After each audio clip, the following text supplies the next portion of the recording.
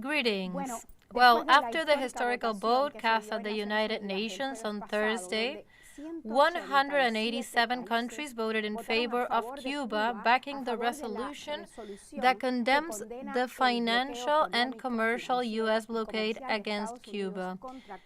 We have the opportunity to talk today with Foreign Minister of Cuba, Bruno Rodriguez. Thank you for being here with us. My pleasure. It's been a historical vote. How did you see the atmosphere of such vote, Minister? It's a measure of extraordinary rejection of that policy. It's a demand to put an immediate and unconditional end to it. Likewise, it's a message of support for the Cuban people in their enormous effort. Indeed, it's already been voted for 30 years. Is this resolution number 31? This is vote number 31, and an overwhelming majority cast their votes favoring Cuba at the United Nations General Assembly. The first votes, the results had been just over 50 countries in favor of the resolution, and many abstentions and non-participation. Today, the vote is practically unanimous against the United States blockade, backing the Cuban claim. Secondly, it's very significant not only the act of voting, but also the delegation speeches and the balance of the interventions. I was very struck by the depth level of interventions, how they were aware of the blockade's effect. It is something that is known worldwide. In addition, there is an annual report presented by the United Nations Secretary General, which includes the number of countries' contributions in this regard, as well as those of Cuba, of course, and of the international organizations and agencies. That is always important from the point of view of information. It was significant, for example, the repeated condemnation of Cubans' inclusion in the unilateral and spurious states-sponsored terrorist list. It was Donald Trump who included Cuba on that list 9 days before leaving the White House. Does the list worsen? Does it tighten the blockade even further? This list has political implications due to its slanderous nature. It has implications on a wide range of areas, but it has a truly extreme impact on the international financial system. That is to say, it has a devastating impact on international financial transactions, since it's known that Washington exercises a disproportionate and absolute influence in the control of finances. International transaction flows, including electronic or digital flows. For instance, it increases the known country risks, which forces us to compete at the disadvantage of the international market and to have to pay prices above the ordinary market price, which implies the refusal of many banks nationwide to establish or maintain financial relations with Cuba, because they would subject it to United States sanctions or would lose their financial ties with international financial institutions or with United States banks. In recent years, for example, there have been 109 direct actions cutting off services to Cuba by third countries, as a result of including Cuba in that list. As a result of Cuba's inclusion on the list, there are dozens of Cuban embassies that have lost financial and banking services, precisely due to the intimidating and punitive exercise of placing a country on this list. For example, citizens of Europe, of some of the around 50 countries that enjoy privilege of using United States visa, which is almost automatic. Someone takes his mobile phone,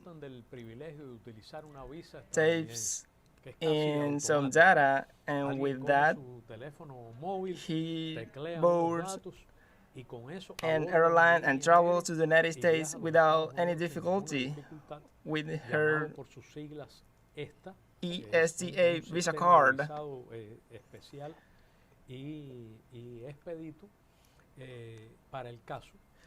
This is a special expedited visa system in which the person who has visited Cuba, it is immediately cancelled. So this has a positive impact on traveling on tourism to Cuba, which derives precisely from the inclusion of Cuba on the state-sponsoring terrorism list.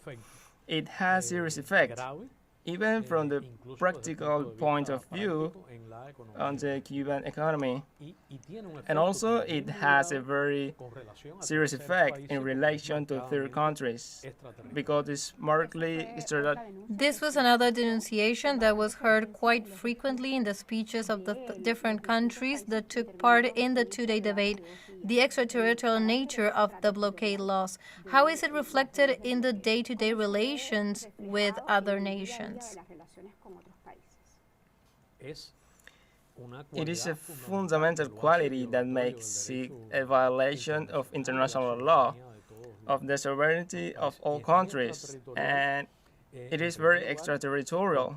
Firstly, because it compels third countries to submit to blockade regulations. Secondly, because it seeks to extend the jurisdiction of the United States court to third countries, proceeding causes that have nothing to do with the specific jurisdiction in United States territory. On the other hand, it penalizes any commercial relationship involving any intangible, any component, any Cuban raw material. In addition, this policy prevents any country having relations with Cuba from exporting to the United States, and the word Cuba from importing products from third countries that have over 10% of United States component. However, there is no doubt that the effects on the daily life of Cubans are tremendous, particularly in the second half of 2019, when the blockade became not only more extraterritorial, but also more aggressive, more cruel and cruelly effective, trying to cut off the country's income. In your speech, you were very emphatic about the blockade's effect in terms of the health of Cubans. Can you broaden on this issue? The blockade has a direct effect in this sense. It has a direct effect in the sense that it prevents Cuba from acquiring medical equipment, technology, medicines, products that are protected by United States patents that are registered in the United States, some of which are only produced or exist in the United States. This is the case of people who require treatments that Cuba can provide and ensure, but there are ways, there are methods that could make them further effective, more lasting, less painful. For instance, in the case of interventional catheterization surgery, certain treatments against cancer of different types or cells, certain treatments related to uncommon diseases in our country, the need for specific medical equipment. For example, the need for extensible prostheses for bone tumor diseases in children. Is there no access to that? There are they are protected and produced by United States companies. That's a direct impact. Another direct impact is they are produced by third parties, companies that are subsidiaries of United States companies. And hence, Cuba cannot acquire them. Cuba cannot acquire this product because the United States government violates the international right in a rude way, since every company has to comply with the country's law of its legal home address. So, a subsidiary of United States company in Europe violates European laws and the international right if it allows be subjected to United States legislation or to the jurisdiction of the United States court. Thirdly, there is an impact that is tremendous too, but is indirect. By the time it deprives Cuba of financial resources that would allow us to acquire medical equipment, components, among other in third countries. They are very expensive technologies. Definitely. And the blockade over Cuba from having the resources that would allow Cuba to purchase those products. A practical example, Cuba is in capacity to produce over 30 of its medicines, but to do so, Cuba needs equipment, imports, and raw materials that are not Cuban, and that costs money. Then, these effects that are diverse, but all very harmful for Cubans' health. And there are treatments to correct cardiac valvular defects in newborns that we can assist, but we ought to do so with an open chest surgery when these devices could avoid such surgery, as it could be done through catheterization. So, these devices would mitigate people's pain and side effects, and doctors could apply further efficacious treatments. And we have to acknowledge that despite the extraordinary outcomes of Cuban science and medicines and the concern of our government, in the last years there's been an impact in the services offered to the population. It is known there is shortage of medical supplies. There have been delays in certain treatment, and it has to do with these factors regarding the United States blockade. And regarding the extraterritorial character of the blockade, it is very impressive, Minister. And in the food area, you were very emphatic on your last week's briefing at the UN General Assembly speech on Cubans' diet, intake, and the blockade's impact on agriculture too. Yes, the United States government lies every time by saying the blockade doesn't exist, or that it's bilateral, or that it aims at helping out the Cuban people. It's a deliberate and aware act aimed at causing humanitarian damages and suffering to the population for political reasons. But in that regard, for example, Cuba can access having a general license to United States agricultural products, but it has to do it under discriminatory grounds designed just for Cuba. What are they? For instance, Cuba has to pay in advance and made a total payment. Isn't there any credits? There aren't any credits, not even private ones. There is no bidirectional commerce. That is how commerce works worldwide. Yes, in all the world. Commerce nationwide works with credit in a bidirectional way. No country today pays in advance. There is no other case on other functioning that way. Thirdly, those shipments have to be transported using United States vessels, as they have to return empty to the original ports. That is, they cannot load in Cuba. No country moves a vessel to land and come back empty. This is not a practice in any part of the world. So this cannot be said that to be trade, it is not, nor can be this said to be a gesture of generosity, a gesture of kindness from the United States government.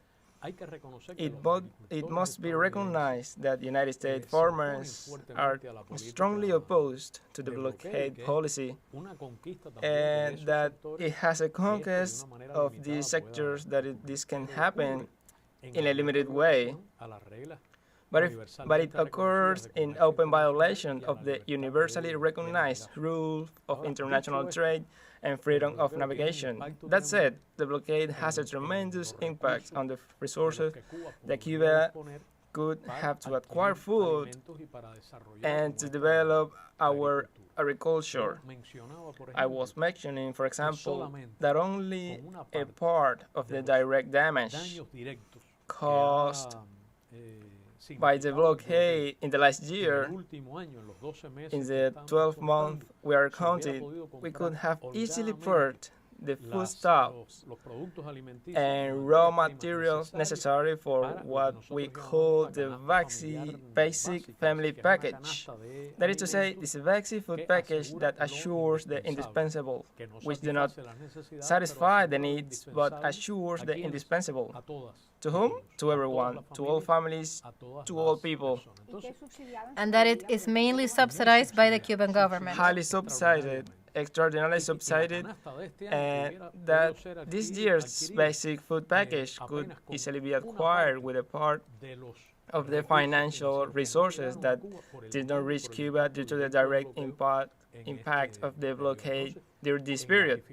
Therefore, in the difficulties that we have in Cuba, the Cuban families suffered in acquiring food, the shortages, the anxiety that is generated in this sense. The blockade factor is quite present. Of course, there are other elements that have to do with the efficiency of our economic management, but it can be affirmed without any doubt that the main factor that hinders the Cuban economy today is the impact of the blockade, which is the main obstacle for the growth and development of our economy. I said that without the effects of the blockade, Cuba's GDP would have grown by 90% and would have maintained a very significant growth rate in recent years, because the figures are extraordinary for small and underdeveloped economies such as the Cuban economy.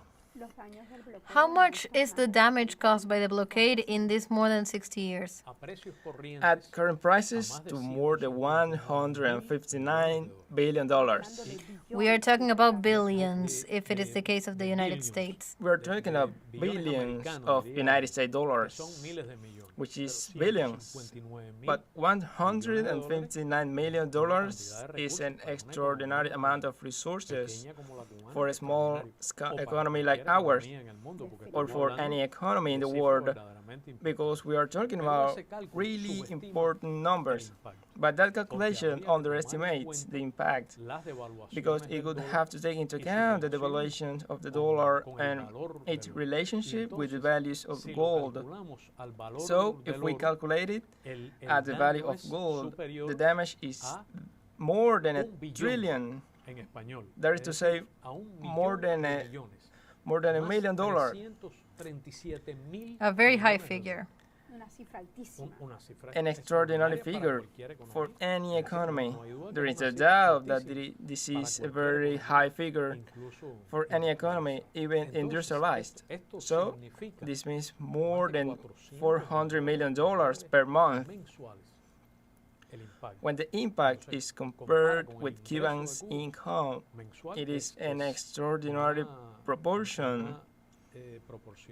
It is $1 million every 2 hours. That number is very strong. It has a tremendous, devastating impact on the economy. And 80% of the current Cuban population do not know without the blockade, with a Cuba without this impact. Born under the blockade, born after the blockade was formalized. because the truth is that the blockade almost started with the Cuban Revolution. There are blockade measures practically previous or simultaneous with the agrarian reform. Minister, it drew a lot of attention that Cuba, despite the blockade, manufactured vaccines against the coronavirus and removed its population forward when many countries have not yet been able to vaccinate their population against COVID-19. This effort, how is it achieved? What is it about Cubans that can do these wonderful things in the middle of shortcomings, difficulties, and everything you're telling me? Yes, many actors. Cuba was the first nation in the South able to produce vaccines. At times when some of the richest industrialized countries, even in Europe, they had not achieved or had failed in the effort to do so. It is a long history that begins with the development of a truly powerful health system and science system, which starts from social policies that allow universal and free access to very high quality health systems, which is recognized everywhere in the planet. And it is a scientific addiction, also the result of a extraordinary development in the field of biotechnology, genetic engineering, and the pharmaceutical industry. It is true that the country was able to produce the 5 vaccine candidates and the 3 highly effective vaccines in a practically record time and with limited resources. That is, today in scientist media, no one has doubt that the Cuban vaccines, if they are not the most effective, they are among the most effective ones in the world. This is demonstrated by the health indicator in the population that has only received the Cuban vaccines. Our scientists, our doctors, and our health staff, and our people in general have enormous merit, and the management of their government and the vision of President Díaz-Canel, which develops Fidel's vision in relation to science and introduces it into government management in a scientific way, based on academic and based on effort, and in the direct relationship and in the incorporation of scientists into the decision-making processes, as happened during COVID-19, which has been an innovative model in the sense in the world. It is also present in this result. It was also a feat in the face of the blockade, because the blockade makes the development of our biopharmaceutical industry difficult on a daily basis, because it directly obstacles the industrial production of the vaccines it needs in addition to the technology that is Cuban. Needs equipment, industrial scale, enrichment, components, spare parts. But also during the pandemic, the United States government applied the blockade in a brutal way. How many measures? Paradoxically, it had made it flexibilized in all the sanctions regimes which applied with the exception of Cuba. In the case of Cuba, it was clearly hardened in an opportunistic way. Dozens of additional blockade measures came from the blockade, which is the most comprehensive, the most prolonged sanction system in history, added to the 243 measures applied by President Trump's government. And at the same time, during the pandemic, it applied scientific measures in other areas. For example, at the worst moment of the pandemic, Cuba was prevented from acquiring lung ventilators from intensive therapies, which are not produced by North American companies, which are produced by European subsidiary companies. of North American companies. It was prevented. Well, our engineers had to produce prototypes, and we produced high-performance Cuban lung ventilators. It was a tremendous effort, and it was a cruel obstacle. And back to the extraterritorial nature of the blockade laws. Extraterritorial and inhuman. And when we suffered the failure in the main medicinal oxygen production plant, it was clear that it is a lie, that the blockade does not include medicines or medical equipment. It is clear that to transport medical oxygen from the United States to Cuba in the middle of the respiratory pandemic, at a peak of severe people in intensive therapy, specific licenses from the United States government is required to transport an oxygen balloon, even beyond the deterrent and intimidatory effect that the blockade has on companies and countries. On that occasion, the acquisition by Cuba of medicinal oxygen on third countries was deliberately obstructed by the United States. Many countries said in the United Nations that this is a genocide, something that you have also said on different occasions.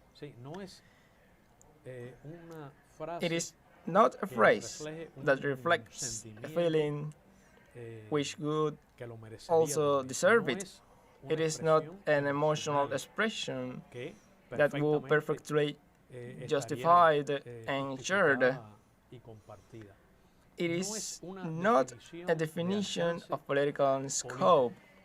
It is, in a strict sense, a qualification of international law on the basis of the Convention Against the Crime of Genocide of 1948 in its Article 2 and its subsection specifically B and C, referring to the punishable criminal act, illegal, to cause damage to human groups, and the similar act of generating conditions that endanger the existence of groups of people. And what I have said, it's only in matter of food, medicine, and the blockade as a whole. It allows me to typify the blockades in strict law of the Terrorism Act. Minister, finally, talking about genocide, I would like to see your position on another very important issue, which is the conflict between Israel and Palestine. Many Palestinian children are dying daily, many Palestinians. The situation is very serious. What is your position? It's a crime that must stop. The international community has to act to stop it. The United Nations Security Council should fulfill its obligation, and the United Nations General Assembly should act determinedly in the face of the paralysis caused by the Security Council. The United States veto directly, historically, and currently guarantee impunity for Israel and its permanent aggression and occupation of Palestinian territory.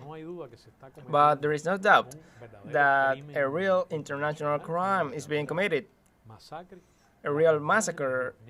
The images of Palestinian children are proving, and that is why Cuba, even in approaching the issue of the blockade, decided to denounce those acts as an expression of policies based on what Fidel called, in a recent quote made by President Díaz-Canel, the philosophy of disposement and the philosophy of war.